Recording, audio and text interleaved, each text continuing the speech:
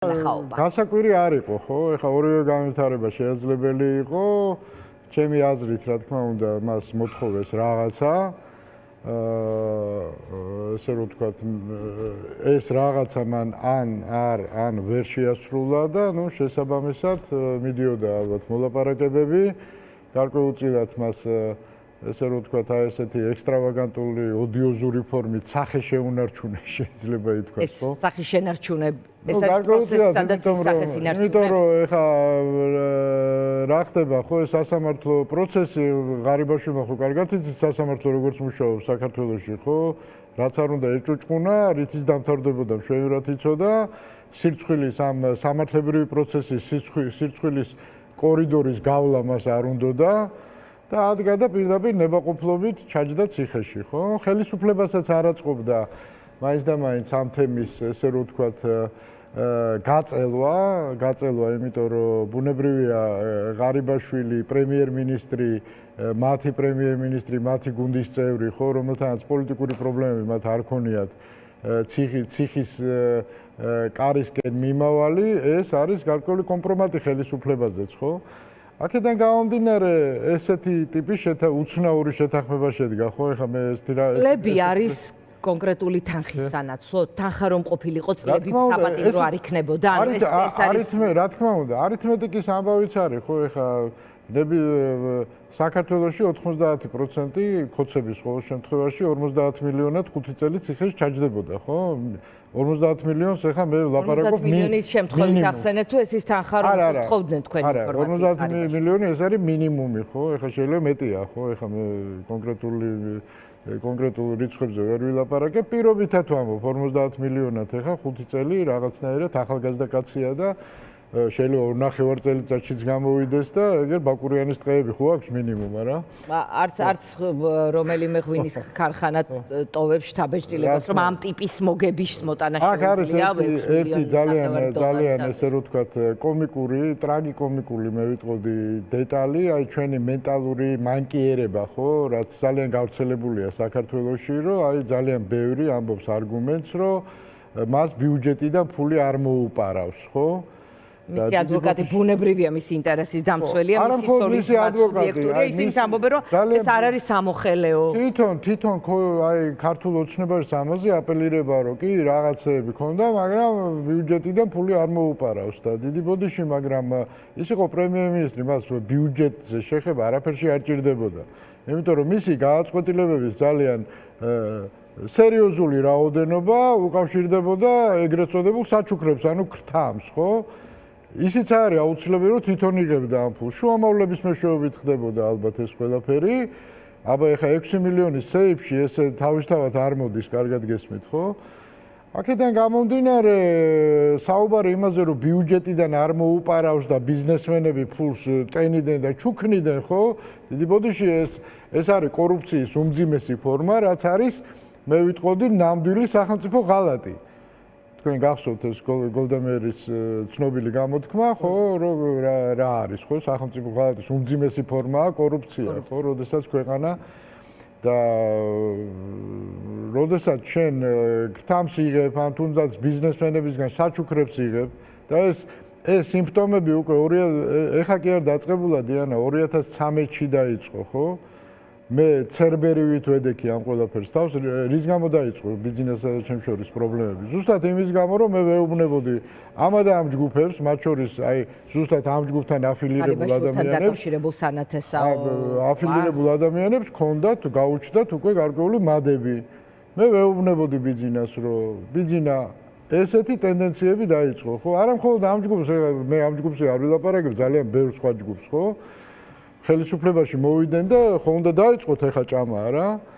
ვეუბნებოდი ბიზნესს, რომ ესე ტენდენციებია. ბიზნეს პასუხი რა იყო? დაწყნარდიო რა. ოპოზიციაში ვიყავით, ამდენს არ ნერვიულობდიო და ეხა რატო ნერვიულობო, ხო? იქნებიანო ინტერეს ჯგუფები, აბა როგორ გონიაო.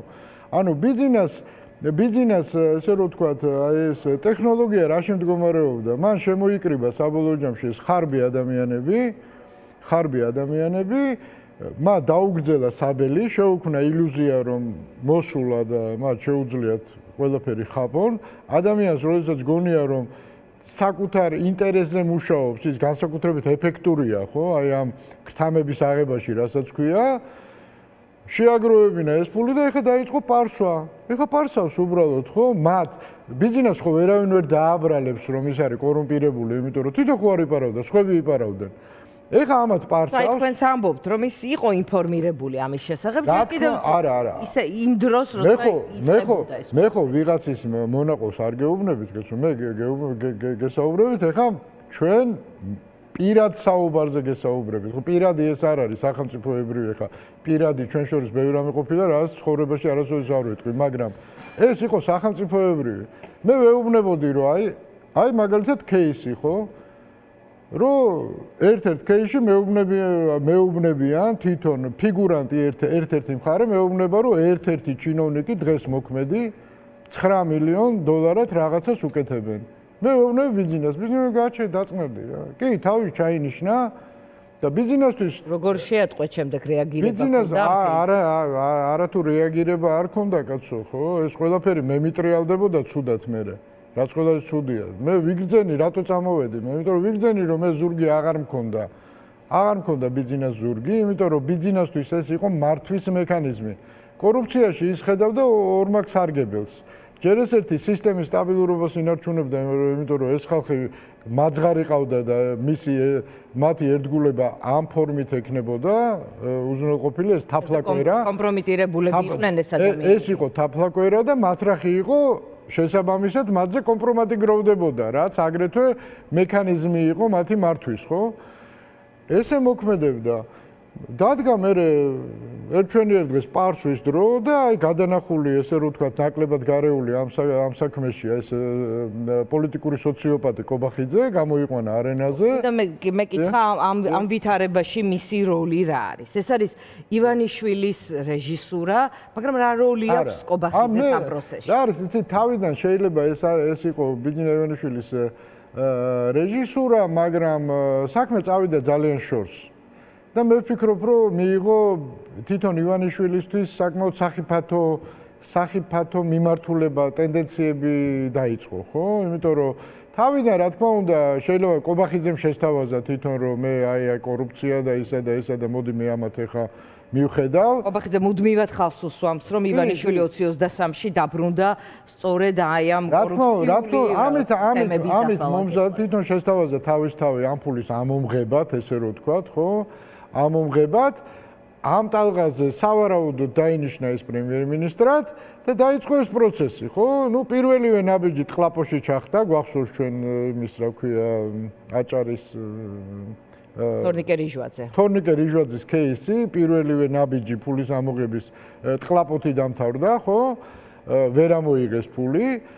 და მე ვერ ვიტყვი რომ ან დღეს არიან წარმატებულები მაინც და მაინც, ხო? იმიტომ რომ რასაც ითხოვენ, როგორც ჩანს, იმდენს ვერ იღებენ, იმიტომ რომ იგივე სუსის ყოფილი ლილუაშვილი წასვლა ერთისაც და მეორისაც ეს ნიშნავს რომ ფული ვერ იქნა ამოღებული. იმდენი ვერ იქნა ამოღებული, რამდენიც იქნა მოთხოვნილი, მოდით ესე ვთქვათ, ხო? რაღაცა ალბათ იყო ამოღებული, ეხლა სულ ვერ ამოიღესო, ვერ ვიტყვით რა.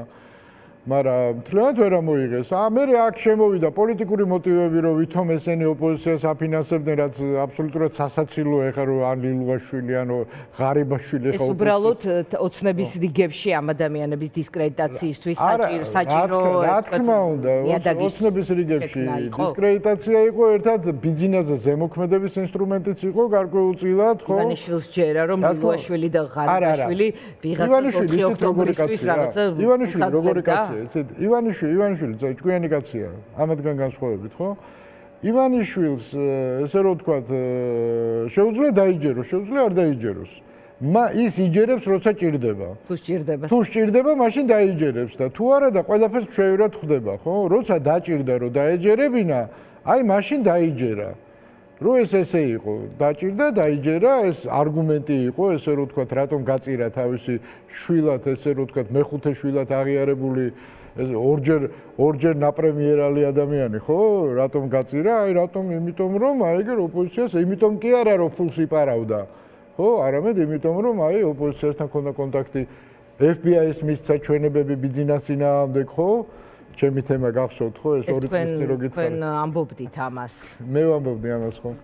თქვენ ცდილობდით ამით ივანიშვილზე მოქმედებას? არა, ეს იყო ყველაფერი ნახევრად, რა თქმა უნდა, ხუმრობით ნათქვამი, მაგრამ როგორც მოგეხსენებათ, ყველა ხუმრობაში არის, ესე რომ ვთქვათ, სერიოზულობის გარკვეული წილი, ხო?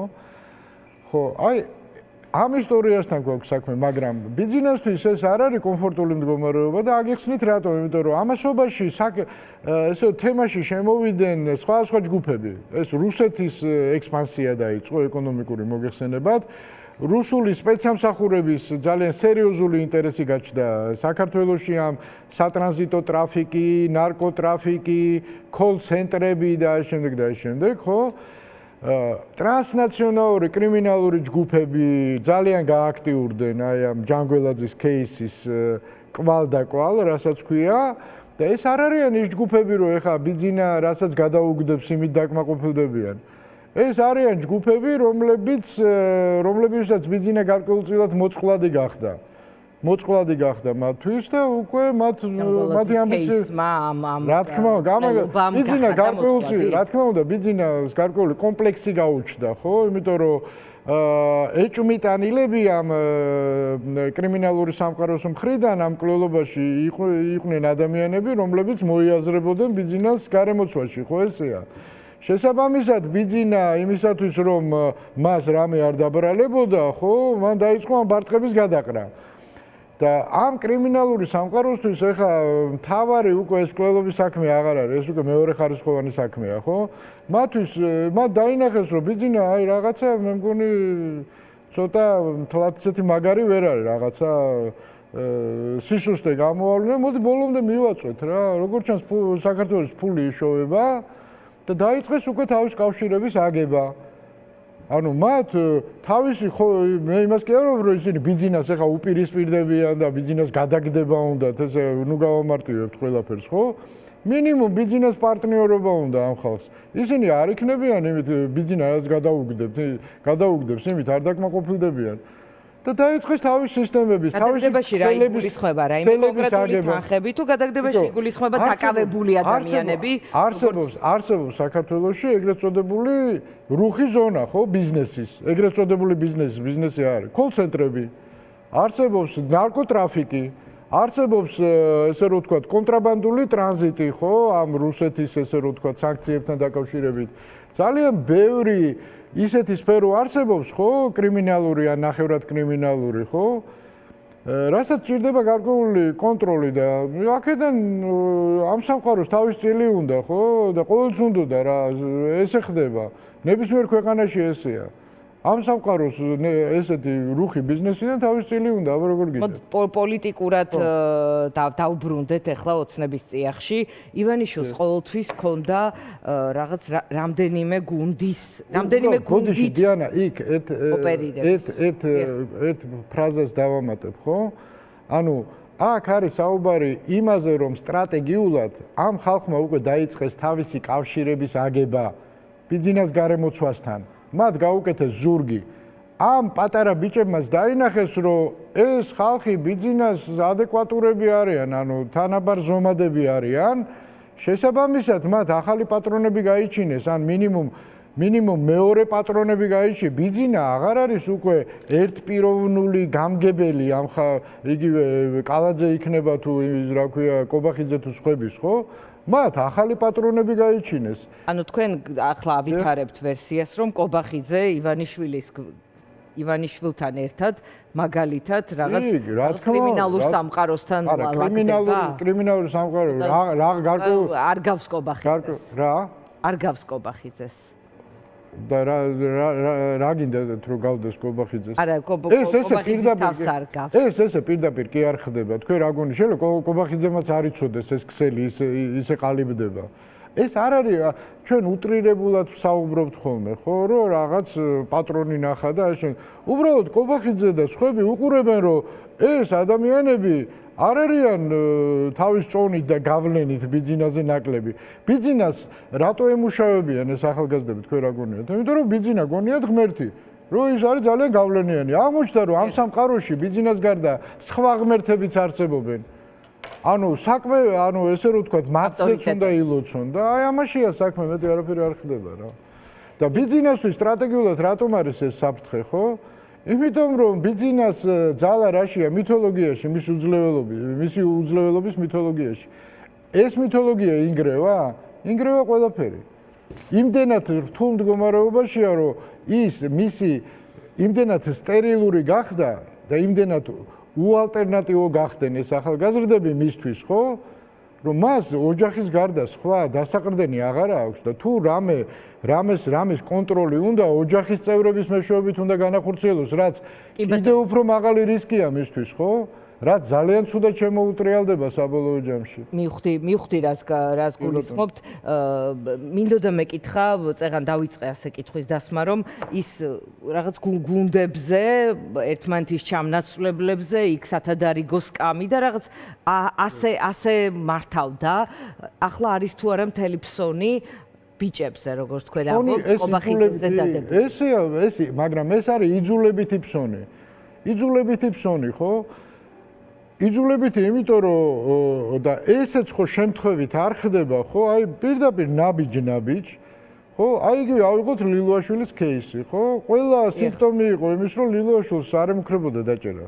სხვადასხვა, ხო? არ ემუქრებოდა, გარკვეულწილად ჩანდა ისე გვერდიდან, რომ რაღაც შეთანხმებებიც იქნა მიღწეული, მაგრამ უცბად მოხდა ისე, რომ აი შუა გზაში, ხო, როდესაც ეს შეთანხმებების აღსრულების პროცესში მიდიოდა ყველაფერი, ამ დროს უცბად დაიჭირეს, ხო? ეს უკვე აღარ არის მოთხოვნა შესრულების ამბავი. ეს არის უკვე პოლიტიკის და აბსოლუტურად შეგნებული სტრატეგიის ნაწილი. და ეს სტრატეგია ვის წინააღმდეგად არის მიმართული, ხო არ იცით? ბიძინას წინააღმდეგ. ეხლა კი ბატონო, ვიღაცა ამას დაიჯერებს, ვიღაცა ამას სისულელეს ჩათვლის, რასაც მე ვამბობ, მაგრამ გამოჩნდება რა, გავა 1 წელი, 2 წელი. იმედია მანამდე ეს ხელისუფლება არ იქნება, ხო?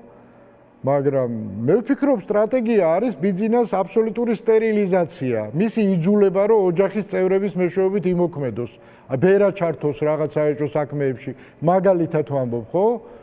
რაც საბოლოო ჯამში ისი კიდევ ერთი შვილის გამოჩენა ქართული ის აქციებზეც და ვთქვათ ოცნების ახალგაზრდული ორგანიზაციის ყილობაზე რაღაც ტიპის მინიშნებად შეიძლება მივიღოთ, რომ არ შეიძლება, არ არის, როგორც ჩანს, ცოტნეს აინტერესებს პოლიტიკა, ძალიან საყვარელი ბავშვი იყო, აი ეხაც აი რაღაც იმ ბავშვის მონატრება მაქვს რაღაცნაირი, ხო? მახსოვს ის ჩემ ძაღლს ვასეირნებდი ხოლმე მაგათ ეზოში, იმიტომ რომ გარეთ სხვაგან ვერ მოძრაობდი და მაჩუქეო მეხვეწებოდა რა, ეს ძალიან საყვარელი ბავშვი. მაგრამ შეიძლება აქვს პოლიტიკური ამბიციები, ამაში თავისთავად ცუდი არაფერი არ არის, ხო? ცუდი არაფერი არ არის, კარგი განათლება მიიღო, ყველაფერი და რა ვიცი ხა. ჯობია ესე ღიად პოლიტიკაში იყვნენ ადამიანები, ვიდრე რაღაც სხვა რაღაცეებში იყვნენ გარეულები, როგორც ზოგიერთები რა.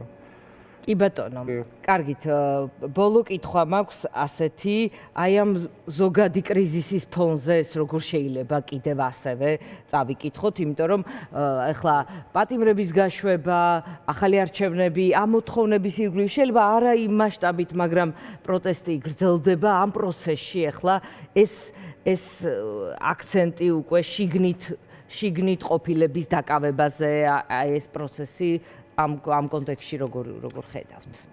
რა არის, იცით, ამ ხელისუფლებას ყველაფერი შერჩა, მოდით ესე ვთქვათ, ხო? თორე ეხა ამაზე მეტი კომპრომატი რა გინდა? ეხა ღარიბაშვილს როდესაც დაიჭერ, შემდეგი ვინ არის? ბიძინა უნდა დაიჭირო, ხო? იმიტომ რომ ორჯერ პრემიერ-მინისტრად ბიძინამ დანიშნა ეს კაცი. ყველა საკადრო გადაწყვეტილებაზე ვის არის უწყვეტად პასუხისმგებელი ამ წლებში არის პერსონალურად რა თქმა უნდა და ეხა შესაბამისად შემდეგი თუ ვინმეს დაიჭერენ, უნდა დაიჭერენ უკვე ბიძინა, იმიტომ რომ ამის იგით უკვე სხვა აღარავინ აღარ არის, ხო ესეა. მაგრამ ამ ხელისუფლებას ყველაფერი შერჩა. ანუ ჩვენმა საზოგადოებამ შეარჩინა ყველაფერი, ხო? გარკვეულწილად აი ეს ჩვენი საოცარი ქართული კონფორმიზმი და აი ეს კორუმპირებული აზროვნება, მოდით ესე ვთქვათ, ხო? იმიტომ რომ ძალიან ბევრი ადამიანი ეხა დღეს ამართლებს, ანუ არ ამტყუნებს ღარიბაშვილს. მე რა რომ აყუც სამსიღე, აი რა მოხდა მე, ხო? პრემიერ-მინისტრი იყო და აბა რა უნდა ექნა. 90% ჩვენი საზოგადოების იქ რომ მოხდეს, იგივეს გააკეთებს რა. ეს არის სამწუხარო რეალობა, შეიძლება არასასიამოვნო რაღაცას ვამბობ, მაგრამ მე ხო უყურებდი ჩემს ირგვლივ რა ხდებოდა, აი ძალიან წესიერი ადამიანები რომ მეგონა მოდიოდნენ და რაღაცებს ჩალიჩობდნენ ჩემთან რა. ხო და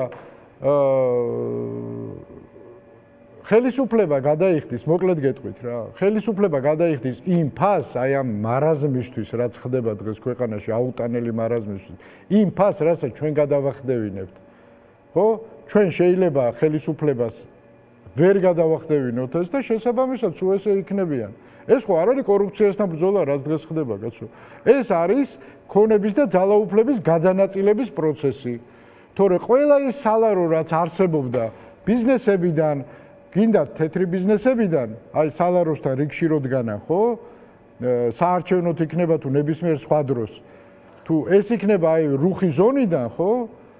რუხი ზონიდან, აი ეს ყველაფერი, რა თქმა უნდა, ამ ყველაფრის გადანაწილების პროცესი მიდის, ყავდა კურატორები იცვლებიან მეტი, არაფერი არ ზოგადად, კოლ-ცენტრები გუშინ იყო, დღეს არის, ხო? დღეს აღარ არის? არის. შეიძლება უფრო დიდი მასშტაბითაც არის დღეს რა. კი ბატონო, მადლობა.